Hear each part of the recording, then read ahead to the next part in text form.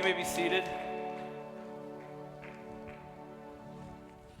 Thank you once again. I know we got some young people, but thank you once again for being willing to do this. I'm excited. How many of you excited for part 3 of our series of All About Fresh? Thank you. Some whoop somewhere back there. I don't know who. And then a few mumbles. I'll take the whoop and go with it. How many of you are excited for part 3 of Fresh today? That's better. That's better. I've been excited. I'm stirred up. So unfortunately, we don't have kids from 5 to 11 childcare this morning, or ministry. It's not childcare. Whew. Did you see Pastor Kathy's head pop up on that? It's not childcare. We do ministry with the kids. We're not just caring for them. We're ministering to them. So we don't have children's ministry, and usually I have props and I throw things out, but guess what? I had a plan for that. I have a juicer in the back ready for me to use, and God shifted, and so this is going to be teaching today, but I'm going to try to be energetic. Bob's like, oh, he's like one of the kids, hey, oh. But I promise I will throw something out next week, so you don't want to miss it. But I just thought we had to get into it, and there is going to be a lot of content today. I'm just going to warn you, don't try to write it all down. You're going to have to go back and listen. This is a lot that God's been downloading, and so you're just going to have to listen and write down what you can, but don't try to get it all, or else you'll just get distracted by that. I had some review stuff that I wanted to do, but we're a little behind on time, so I want to just jump right into it. I'll give you a quick review. 2 weeks ago, we talked about the idea of God, 2022 is going to look fresh on you. And how many of you, the last 2 weeks have been so fresh, you can't contain it? Well, at least there's a couple of you. It sure hasn't been for me. Sure hasn't been for me, but that's what we're going to be talking about today and tying that in. But thought 2 weeks ago was fresh in terms of substance, time, and quality. The new that God wants to do. Fresh fruit was one of the first things I believe in 2022. God has some fresh fruit for you. That was 2 weeks ago. Last week we talked about fresh juice. Macho, gusto, oomph, zip, zing, vigor, vitality. And we're saying in 2022 there's going to be some creative juices flowing. There's going to be some financial juices flowing. There's going to be some business juices flowing. There's going to be some relationship juices flowing. But we talked about the squeeze. I said I wasn't going to review, and here I am reviewing. Gosh, I'm going quicker. The squeeze, right? What happens when pressure on you comes on you? What comes out? Do you like the behavior that comes out? And so we try to stop the squeeze or blame the squeeze. Fruits of the Spirit, there we go, I'm done. You got to go back. Last week's was really out of sync, video and audio. We worked on it, we fixed it. So you can go listen to it. It's probably not pretty to watch last week, but 2 weeks ago, they're on YouTube. They're on our website. You can go find them. All right, we're going to jump into part 3 today. Who here has heard this saying, I have to see it to believe it? Who here has ever said that themselves? I have to see it to believe it. Anybody ever said that, thought that? I think right now in the culture we live in, it'd be true of most people. In fact, that's how most people base their lives. In order to believe anything, they kind of have to see it, they have to reason it, you have to prove it out, it has to be factual. We kind of live in a skeptical culture. And probably even more so now over the last few years when you can't seem to believe any news report because it changes from one second to the next. They're on opposite sides of each other. Believable reports. And you're like, well, that makes sense. Well, that makes sense. Well, that makes sense, And so someone says something and you end up inevitably going, well, I don't believe it until I see it. In fact, I've known some people that have been quite non-truthful in their presentation of themselves, and if they ended up telling me something, I got to the point where I went, I don't believe it unless I actually can see it. It's no one in here. Maybe it is. No, it's no one in here. And so you get to the point where whether it's a person you know or whether it's authorities in your life, people that should have been trusting, people that should have been reliable, whether it be teachers, whether it be pastors, whether it be leaders in your life, if they've let you down at all, if they've promised something and it hasn't come to pass, then it lends towards you eventually becoming this person that's a little more skeptical and starts saying, well, I have to see it to believe it. Right? Especially if you've had some figures in your life that should be believable but aren't. And so that's kind of the mold we see ourselves in culture right now. Remember I talked about last week of squeezing into a mold of this idea of I have to see it to believe it, which at first glance isn't necessarily wrong. I want to mark a difference between somebody being gullible and somebody being believable.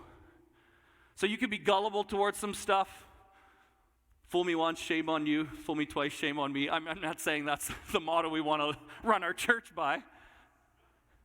But a gullible versus you can be believable, or something can be believable. So I'm not talking about that. So the fact that you just throw out all rationale and all reason is not what I'm talking about today.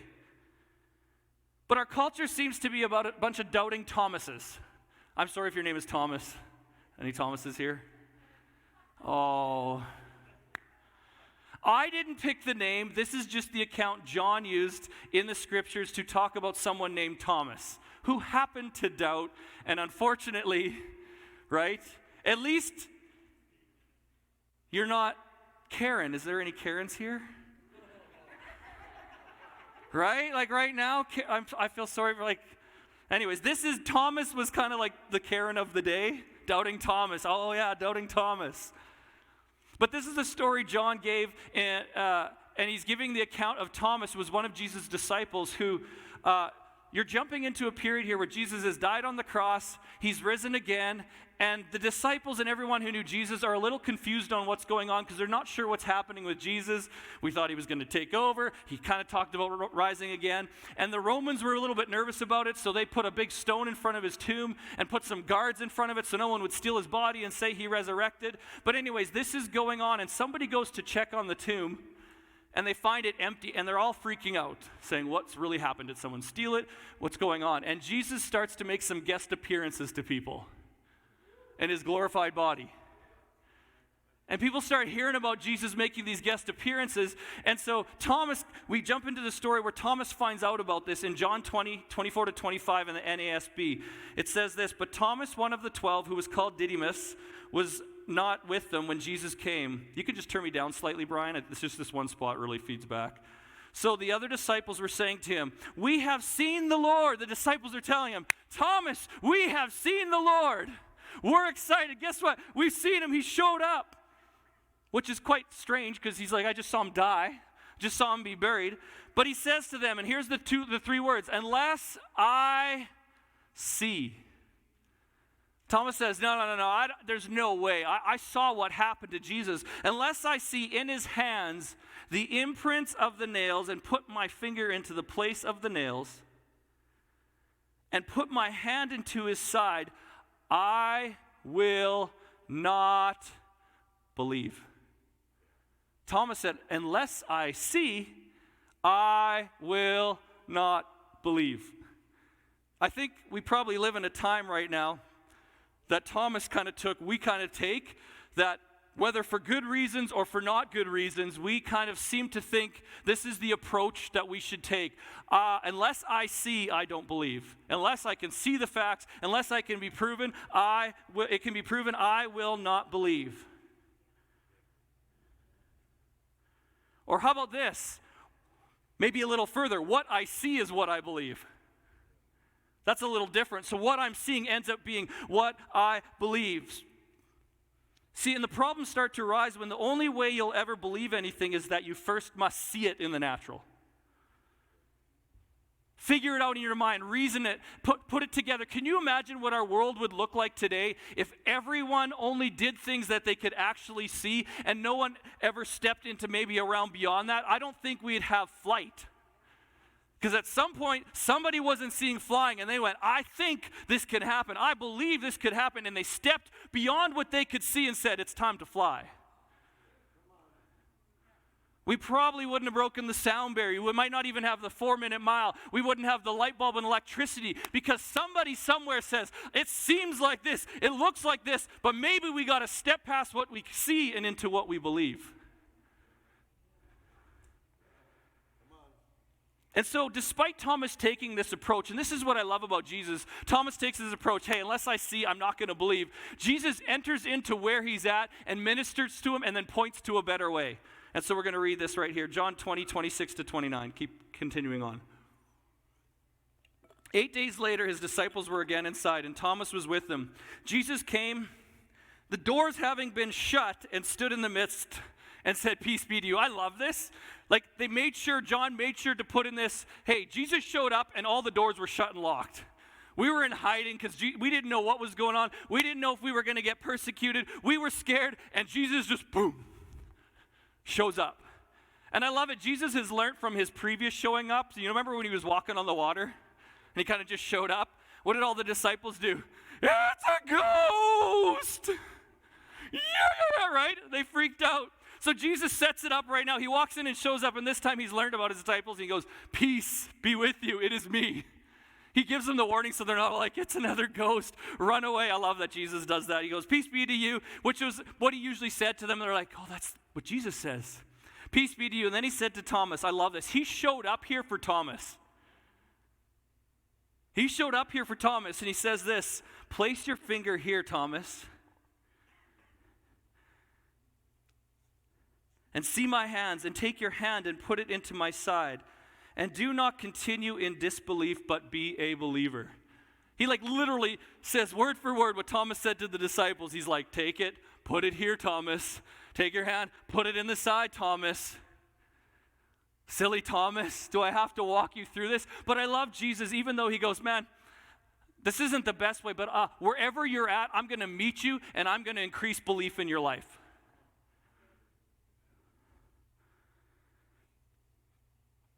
And Thomas says to him, my Lord, my God. You see, he believes. He goes, it is you, Jesus. It is you, Jesus. And Jesus said to him, because you have seen me, have you now believed?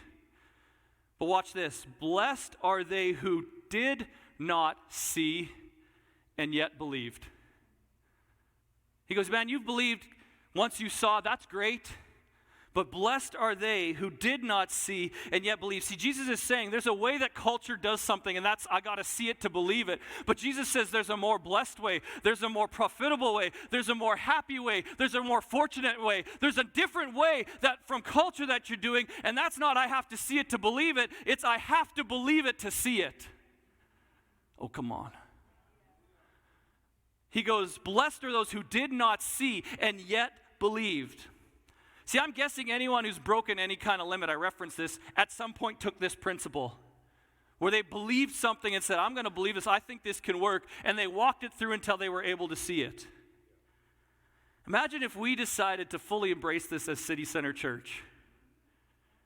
In 2022, or in your life, or in your family's life, or in your business, or at university, if you decided to fully embrace this, what limits could be broken? What fresh things could we step into this year? When what we see does not have to limit what we believe in the natural.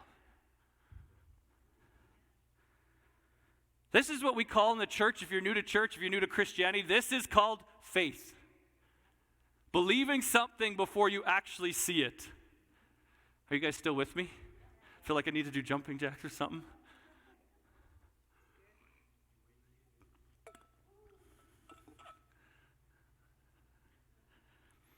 So we have a Bible passage that talks about this idea of faith. It says in Hebrews 11:1 in the New American Standard Bible, now faith is the certainty of things hoped for, a proof of things not seen. That word now, I've heard it preached many different ways about this is now faith, faith for now, but that word actually serves to mark as a transition to something new or something fresh.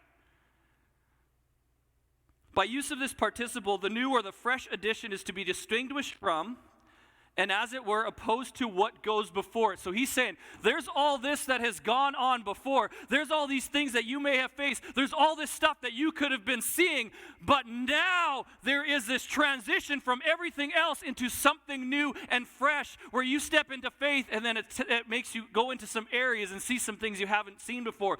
So he's saying, we're transitioning from an old thing into something fresh and new. Fresh faith.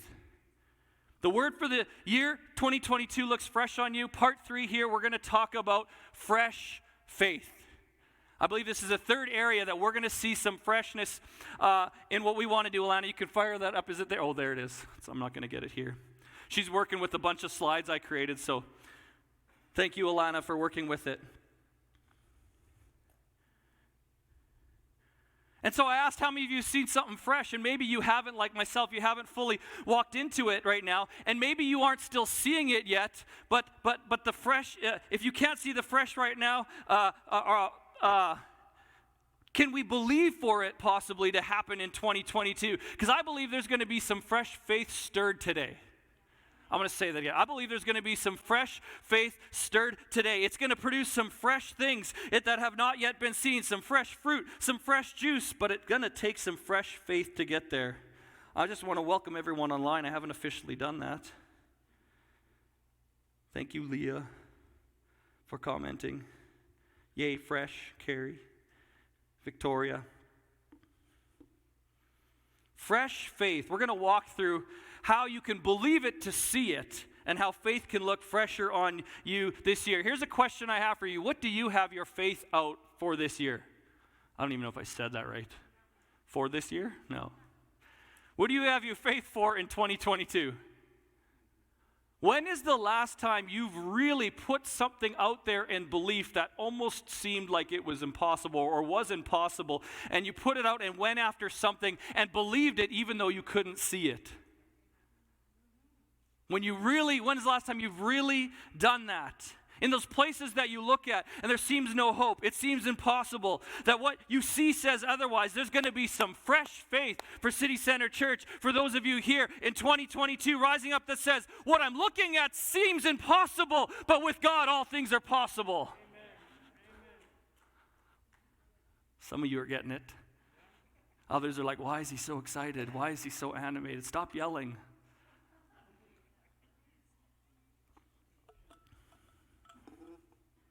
Hebrews 11:1.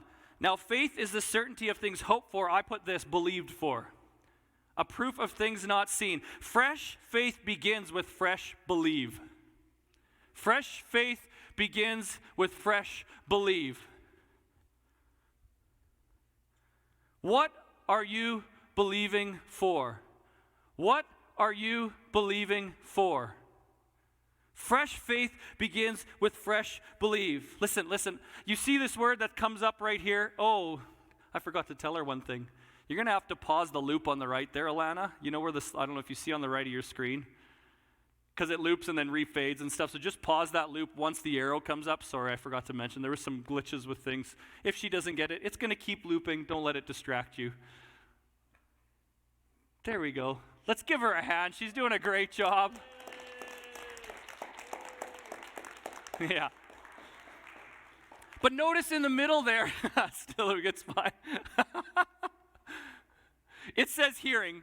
It says hearing, and I wanted to interject this here. Listen, it says this, faith comes by hearing, and hearing the word of God. Faith comes by hearing. Listen, what you're believing is very much influenced by what you're listening to. It's very much influenced by what you're hearing. See, I have these AirPods. They're amazing. These new AirPods. And what you can do is they got these things called noise cancellation features on them. Anybody have those ones? Oh, wow. I'm special. But what happens is you can have this one setting where it allows, you could be listening to music, but it allows the sounds around you to come through.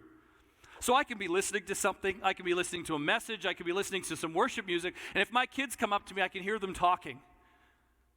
And so I can be listening to something right in my ears, but the things that are surrounding, the noise, the different things around me, I can still listen to them, and they can distract me from what I'm trying to listen to, what I'm trying to hear, and the noise that comes around me. It's everywhere, and find it really hard to focus if I have that mode on. But guess what? There's this feature on there called noise cancellation, where I hold the little piece down, and I hear this boop in my ear, and all of a sudden, all the noise disappears. And everything that was pulling in, the voices that were saying something different, it's all gone, and then I can listen on exactly what is being told to me in my ears. See, some of you need to get the noise canceled out. You need to hit the noise cancellation feature in your life. And those things you've been listening to, and I want to say this in the year of social media and digital, I think lots of times we listen with our eyes. That's right, babe, right? She's the one. They're like, oh, you can't listen what you see. No, but you take it in and you're listening with your eyes. You're hearing things or you're taking them in, basically like someone's talking to you as you read it. So, I think we need to be a little more selective in our hearing because fresh faith the fresher the belief, the more selective the hearing. The fresher the faith, the more selective the hearing. You go, no, I'm going to cancel some stuff out. That thing that I've been looking at, that thing that I've been listening, that thing that I've been reading about, maybe just sometimes we got to eliminate and noise cancel all that stuff in our life so that we can stay believing in what God is saying.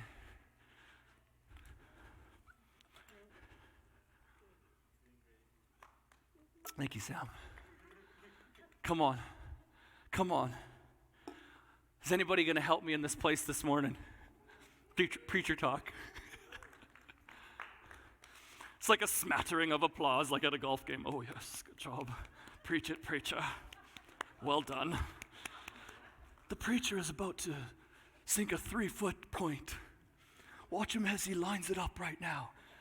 He's doing everything, checking the grade, and he strikes it. Oh, good job. He made his point. Well done. Well done.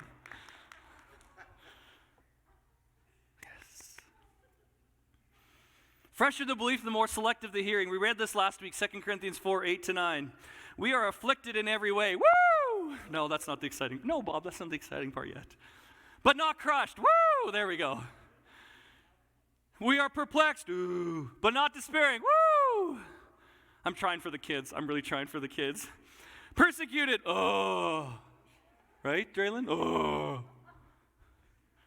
But not abandoned. Woo! There we go. Struck down. Oh. But not destroyed. Hey, there we go. Oh, boy. We read that last week. And you go, how can you actually do that? How can you live this when you're going through stuff? Because in the middle of what we're seeing, in the middle of feeling afflicted or crushed or persecuted or struck down, guess what? We're not moved because what we see may look like that, but what we believe is something different. We believe that we don't have to be destroyed. We believe that we don't have to be abandoned. We believe that we won't have to get into despair. So we focus our attention not on what is seen, but we focus our attention on what we believe. 2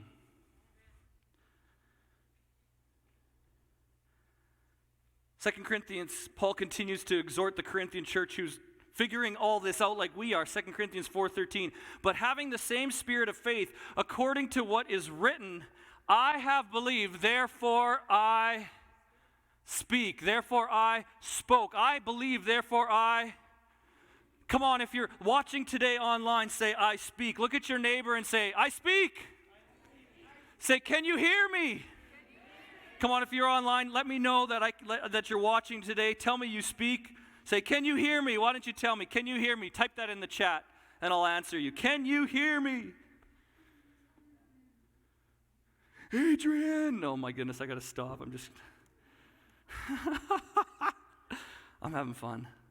It's okay to have fun in church. It says, I believe, therefore I spoke. We also believe, therefore we also speak.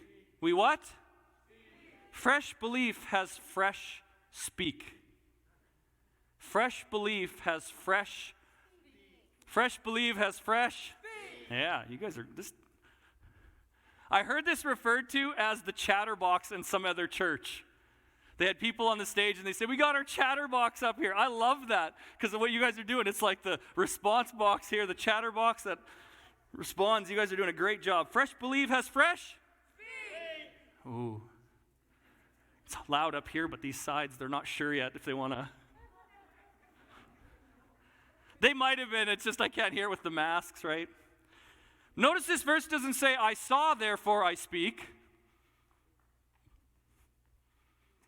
It doesn't say that. It says, I believed, therefore I spoke. See, listen, we need to stop saying what we're living and start speaking what we're believing.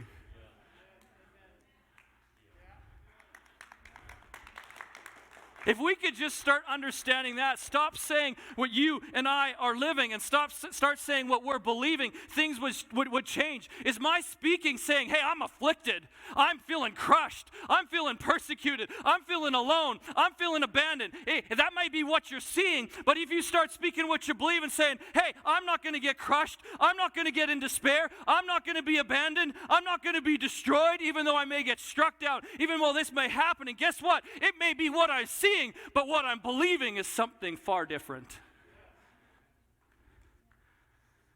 What is my speak saying? Is my speak saying there won't be enough money to get through this month? Is my speak saying it isn't looking good for me keeping my job? Is my speak saying I won't ever be able to find someone to love me? These kids never listen. Is my speak saying I'm never going to be smart enough to do that? Is my speak saying there's no way I can forgive them? What is your speak saying? Hebrews 11:3, the beginning in the Passion Translation. Faith empowers us to see that the universe was created and beautifully coordinated. I love this. I put this, it's beautifully created and coordinated. It's beautifully created and coordinated. How? By the power of God's what? By the power of God's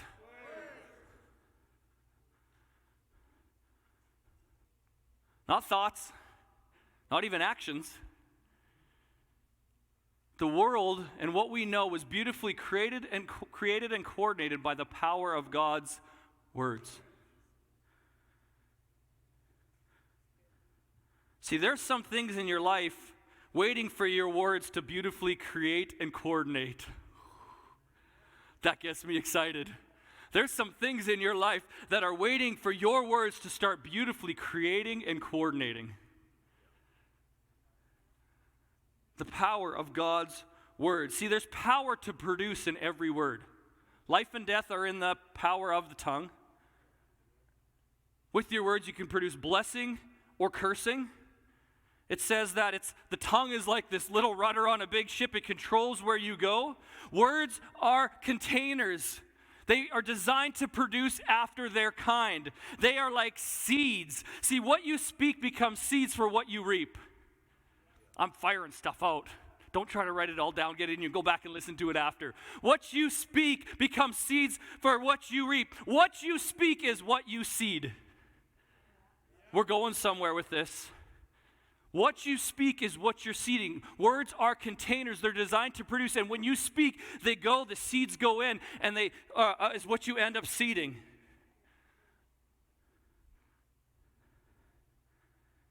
And I want to just interject this here as a side note to help some people. You are not speaking something out of existence as much as you are speaking something into existence.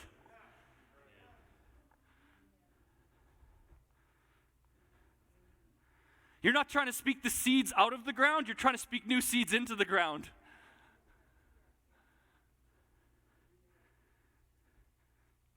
Remember when I said the example of what you see is I have more money, month than money. Anyone ever been there? More month than money? If you're not right there and you have more money than month, I have an e-transfer account I can give you. You can bless me. But how many of you been where there's more month than money? Speaking is not this. I don't have bills. This credit card bill's not there. There's no bill here. There's nothing going on. This bill doesn't exist. That's trying to speak something out of existence. The reality is you got some bills that you're behind on. So you're not speaking something out of existence. Instead, what you're going to say is, even though these bills seem like a lot, even though in the natural it looks like I have more month than money, God, I know you're my provider. God, I know you're my all-sufficiency in all things, and you want me to not only have enough for me, but to take care of others. So God, I put this situation in your hands, God, and I believe that you can provide enough for me so that there's more money than month. That's speaking something into existence.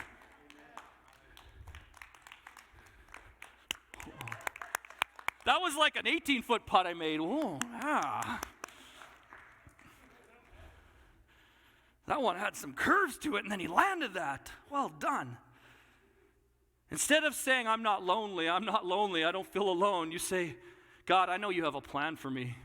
A plan of good and evil to give me a future and a hope. You made a plan even before I was born. You made a plan for the relationships in my life. You're setting me up for someone just designed for me. These are for the single people.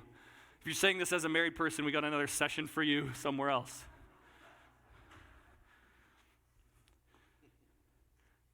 And you're praying and saying, God, I know you have someone for me. And you say this, God, help me to be someone the person I want to have would want to have. Some of you single people will get that later. Go back to that, sit on that, dwell on that. That will change your life. God, help me to be someone the person I want to have would want to have. Sit on it. Go back to it. See, when you speak from what you believe, you sow the right seed. Fresh speak plants fresh seed. Fresh speak plants fresh seed. Come on, look at somebody and say, 2022 looks fresh on you. Spicy? Spicy fresh? Minty fresh? Hebrews 11:3, the Passion Translation. Faith empowers us in this verse to see that the universe was created and beautifully coordinated by the power of God's word. He spoke, and the invisible realm gave birth to all that is seen. God spoke what he was believing until what he was seeding became what he was seeing. What you seed is what becomes seen. I'm going to get into this, and hopefully this changes. Those of you who heard faith from every angle, upside down, inside out, 360, 700, like spun around it. Hopefully this is a new, because I'm going to bring a little bit of a fresh perspective between seed and seen. And so you're going to want to listen. You don't want to shut out and just say, hey, I've heard this all already. But if you don't like what you are seeing, then change what you are seeding. If you don't like what you are seeding, then change what you are speaking. If you don't like what you are speaking, then change what you're believing. And if you don't like what you're believing, change what you're listening to. Fresh faith.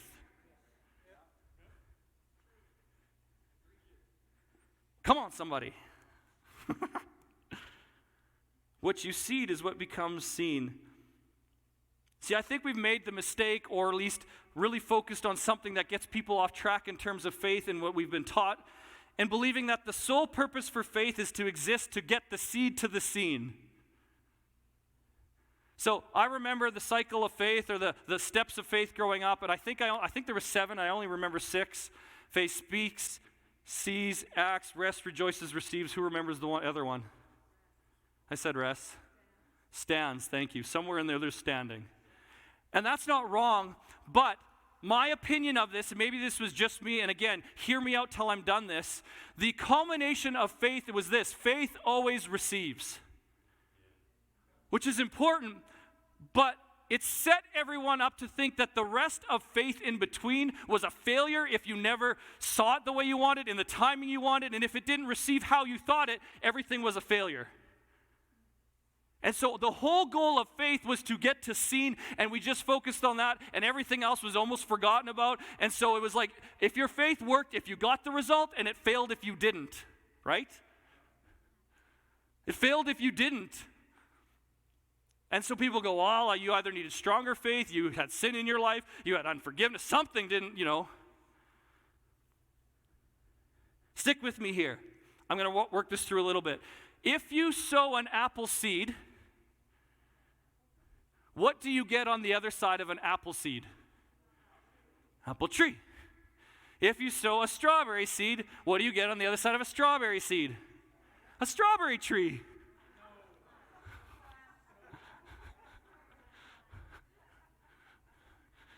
Plant, bush? Oh, there's some bushologists over here. Some fruitologists. Oh, plant. Okay. If you sow an apple seed, you get an apple tree. When I sow into the garden, when you sow, I never once go, oh my goodness, I hope this apple seed is going to bring me apples. I hope it's not oranges. Man, I'm just believing for apples from this apple seed. I'm just hoping it produce, we never do that. Like if you sowed an apple seed and something else came out, you'd be like, what's going on? Why? Because the seed is designed to produce after its own kind.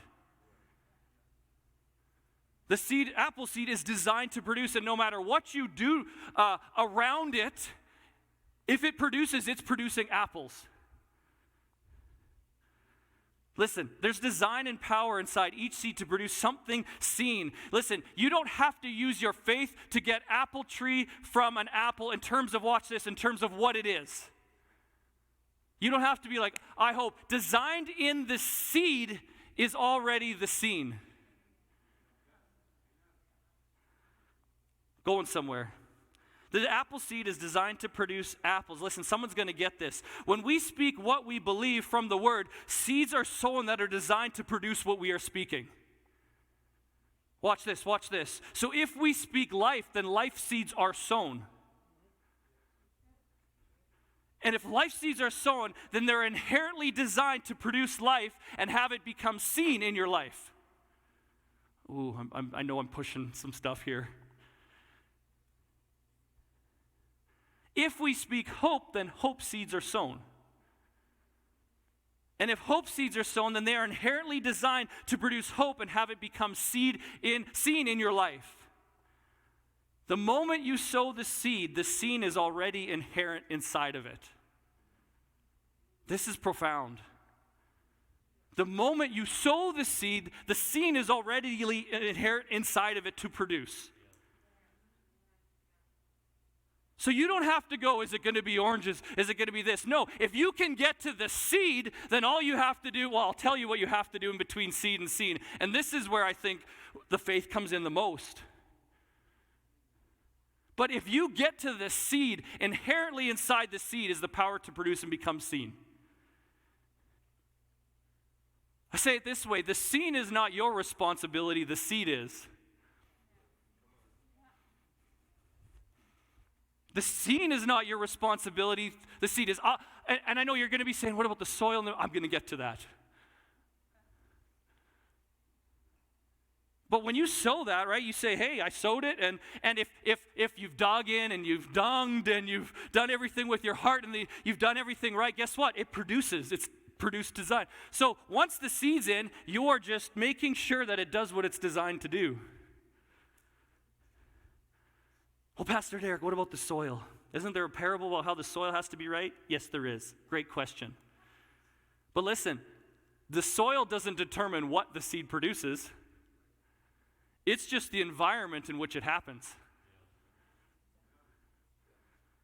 It doesn't decide that. The soil doesn't decide what it's producing. It's just the environment in which it happens. This is why James 1:2, last week's main verse says this, consider it all joy. Lead your life in a way that lays hold of joy. My brothers and sisters, when you encounter various trials, when you go through the pressure and the squeeze, why? He's saying, when the environment around you is not what it should be, when the environment seems like it's falling apart, when everything points to something else, you can consider it joy because the environment doesn't determine the seed going from the seed in terms of what it is. You just sitting there waiting.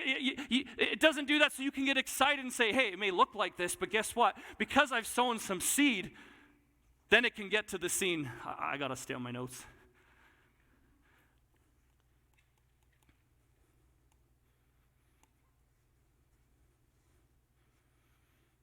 No matter what is in the environment around you, no matter what you may be going through, no matter what the doctor might say, come on. No matter what the doctor might say, no matter what the bank account might look like, what surrounds you does not determine what you produce. So our faith, our belief, our speak isn't about convincing the seed to do what it was designed to do. The faith, the belief, the speak is about convincing us to wait until it does. I'll show you. We're not trying to get it to, convince it to do what it's designed to do. We're just trying to wait until it does. See, it may look like, oh, come on, somebody's going to get this. It may look like nothing's going on. When I sow a seed in the garden and I come and check the next day, is there anything there? There's nothing there. Well, I sowed a seed. What's going on? I go back and then I come back out and I go look in the garden and I go, next day, 2 days, there's nothing there. What's happening? What am I doing? I'm having to learn how to wait. Because it may not look like anything's happening, but under the surface, how about this? Behind the scenes, Huh? See what I did there? Behind the S-E-E-N-S, under the surface, behind the scenes, God is working.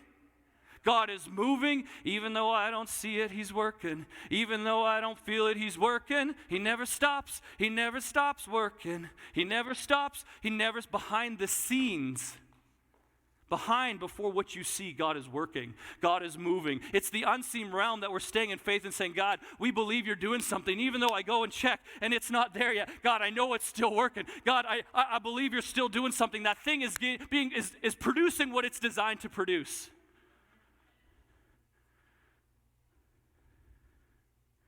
James 1:2-3 says, consider it all joy. We'll finish that off, my brothers and sisters. When you are encountering various trials, for 2 Sundays I waited to get to this end part here.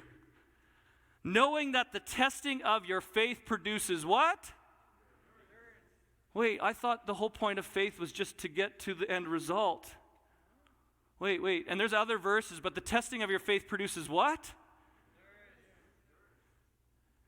Endurance. Does it produce everything you ever wanted? Fast results? Produce on your timeline? No, the testing of your faith produces endurance, meaning steadfast, constancy, perseverance, patience, steadfast waiting. Steadfast waiting.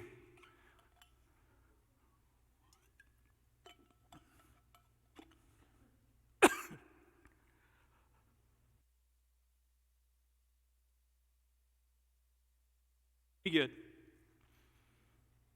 So why does James say the testing of your faith produces endurance, patience, the ability to wait? Why doesn't James say the testing of your faith produces results, 100% test score, right answers all the time? The testing of your faith is to get what you want, because the purpose of faith is not just what it produces for us. The purpose of faith is what it produces in us. See, if it's just for a result, then the process doesn't matter. But if it's for endurance, the process matters. If there's something that God can do it in the process, then there's more to faith than just being like, I need to have this or I'm going to get this. And so when it comes to faith, and if somebody's writing this, you can leave this on for a few more seconds, Alana. When it comes to faith, the in is a lot more important than the for.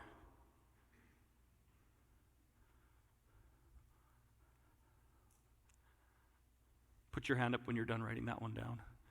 Because everyone missed the other one because they were writing this one down. There's a lot. You might not get it all. When it comes to faith, the in is a lot more important than the for.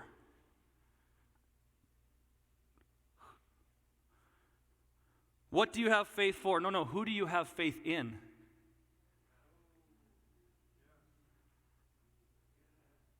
Come on. Because if you have faith for something and it doesn't happen exactly the way you think and it takes a little longer and you can't seem to see it, then guess what? Your faith gets shattered. But if you have faith in someone, it doesn't matter what you're seeing. You say, my God is still able. My God can still do anything when it seems impossible. The in is way more important than the for. The for is a byproduct of the in.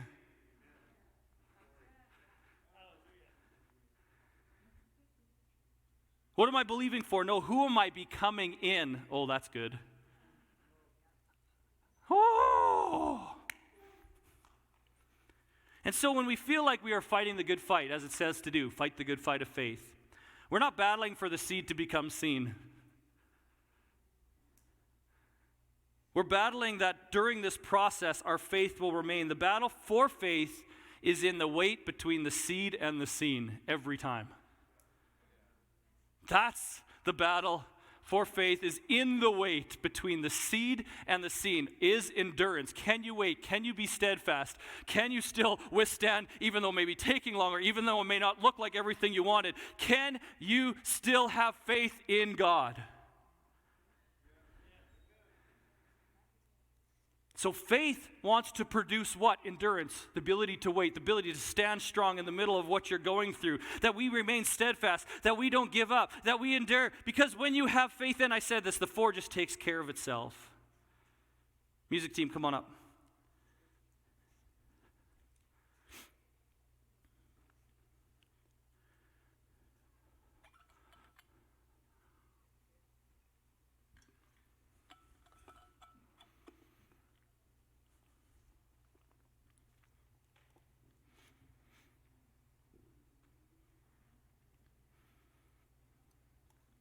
Fresh faith. I feel some faith being stirred in this place this morning. Isaiah 40:31 says this, yet those who wait upon the Lord, I put this, those who wait in the Lord. I like that. Those who wait in the Lord will gain new strength. They will mount up with wings like eagles. They'll run and not get tired. They'll walk and not grow weary. Not those who get impatient in the Lord. Not those who try to make it work out on their own. Not those who try to dig up the seed before it's ready. How many times do we yeet our seed? We just get it, we're done. Throwing it away, I'm done with it. Man, this is by the Spirit of God. This ties into what I said. And this isn't in the notes, so pay attention. There's been some seed that we've yeeted is what I'm saying. It's the word that just means like, getting it out of here. That's the only word I can think of. You went, I'm done with this. We talked about this before, about digging and dung. There's been some seed that we thought was long gone, but God's saying, I'm bringing some of that back if you're willing to put your faith in it again. Because we bailed out on it. Come on. We bailed out on it and said, we're kind of done. The endurance, it wasn't the way we thought. We didn't think it was going to happen, and so we just backed off. But I hear God saying, if you can believe and speak and stuff, there's some seed that's in there, that's already been in there, that's ready to produce already the things you've sown and you've spoken before. And if you can just endure a little bit longer, you're going to see some fresh fruit in 2022 you haven't seen in a long time. See, faith is the thing wrapping around everything I've been saying.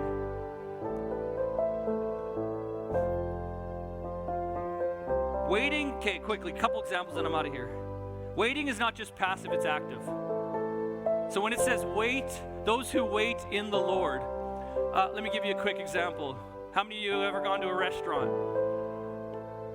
Okay, hopefully everyone, maybe. Brad's like, no, I don't do that.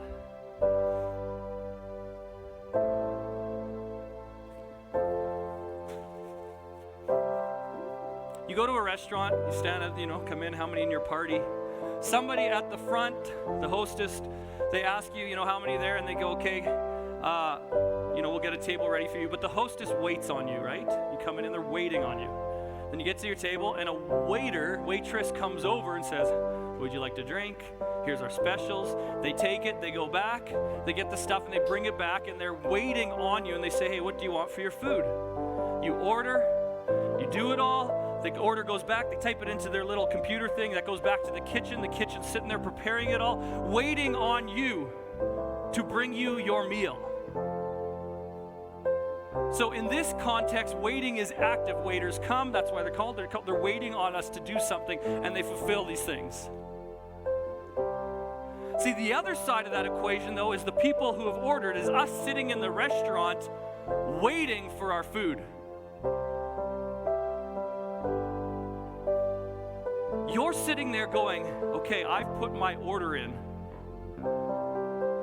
And now, you don't see the kitchen most often. You don't see what's going on. And you're sitting there. And how many of you get impatient and go, we ordered this food 10 minutes, where's my food? I ordered this. I've been waiting here. Why isn't it coming? Why? Because you can't see it. You don't know what's going on in behind the scenes. You can't see it. And so because you can't see it, you're not sure if you're believing the food's going to come or when it's going to come. And so somebody may go, this is too long. I get impatient, and you leave the restaurant. And you never get your food.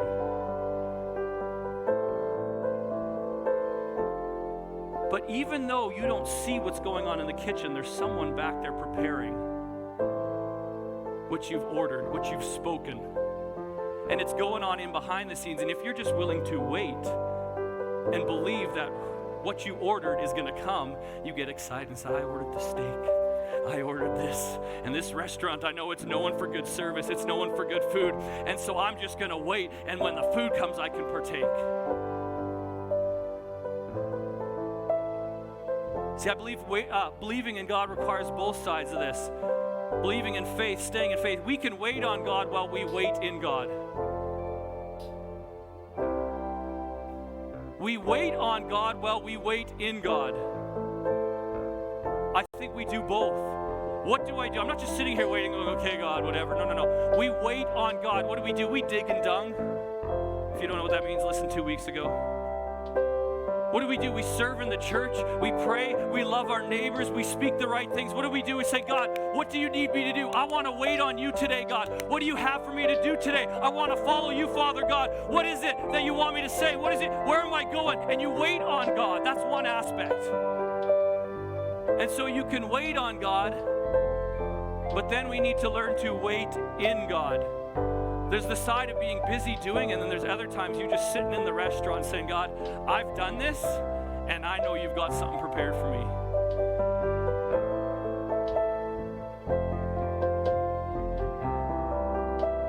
You don't want to miss next week because we're going to talk about this idea of waiting in God. It's going to be called Fresh Breath. How many of you can use some fresh breath? I know I could. I've been talking lots. You'll find out next week. Come find out about fresh breath. But we're going to be talking about this idea of waiting in God.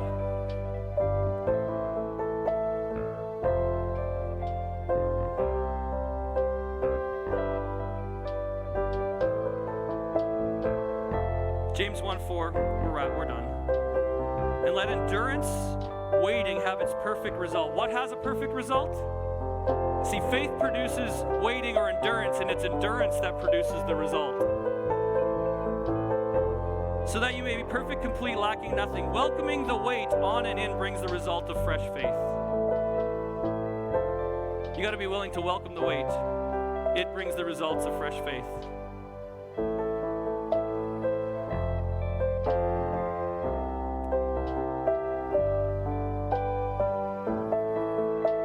And when we learn to wait in faith, the seed is designed to be seen, become fruit. The fruit is designed to produce juice. 2022, church, has some fresh faith for you and me. 2022 has some fresh faith. We started off this, and I'm done. We started off saying this statement that the culture says I have to see it to believe it, but we can say I have to believe it to see it. You got to hear to believe, to speak, to seed, to wait, to seeing. So we believe to see through that process. But guess what? There's some doubting Thomases that we're going to meet and we're going to face. And the way they're going to get to belief is because they get to start with the see off your belief. Does that make sense? So we start with belief and we get it to see, but the world comes in, doubting Thomases come in, and you tell them, man, this is what God did for me. And they see it in your life and they go, where can we sign up to believe? And so we start with belief to get it to see, but then it's going to be a testimony for the world out there that they're going to see what God does and they go, how can we believe? Who is this Jesus? What is going on? Because this doesn't make sense. Let me get in on this. Fresh faith, fresh belief, fresh speak, fresh seed, fresh wait, fresh seen, fresh belief, fresh speak, fresh seed, fresh wait, fresh seen, fresh belief. Come on, stand with me.